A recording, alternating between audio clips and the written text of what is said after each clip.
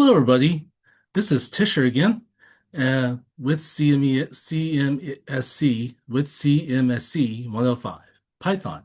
And in another video, I talked about that we were talking about variables, input and output arithmetic operators.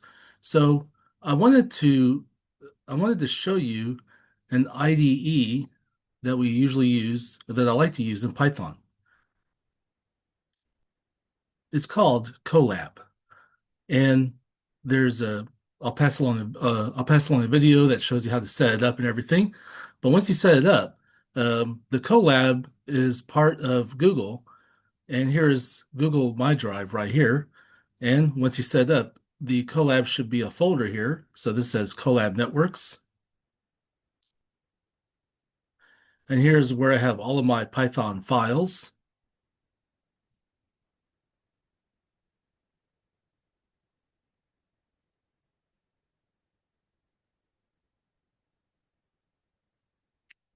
I'll open up one called Untitled One.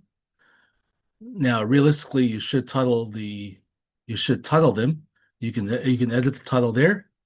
I should for this one, but I haven't yet. And here you can enter in some Python code and run it.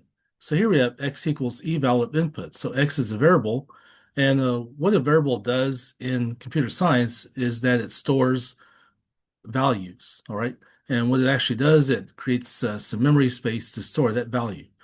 And eval, uh, that's a function. So I talked about functions in the other video. So eval is a kind of a function that takes the input and decides whether it's a number or not. Or actually, no, what eval does, it takes the input and it converts it to a number, or tries to convert it to a number. So whatever you input, it takes it. Whatever you input, it converts it to a number and stores it in x. The next line, we have y equals x plus 3. And so what happens is, whatever x is, whatever number is stored in x, it adds 3 to it, and then stores it in y. And so this is called an assignment statement.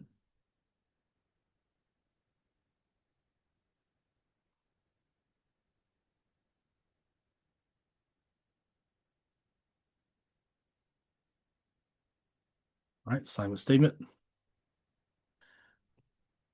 And then the next line, it prints the y, so it outputs it. Okay, so let's run this and see what it does. Now, while it's doing this, it's trying to get some storage from Google servers, and now it does. So it shows the RAM, available RAM there. All right, so now it's waiting for me to put in.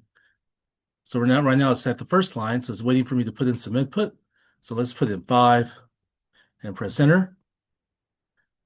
And then what it did, it took the 5 and then add 3 to it, and it stored it in y. So y is now 8. And if you hover it, it really shows us all the information, which is pretty cool.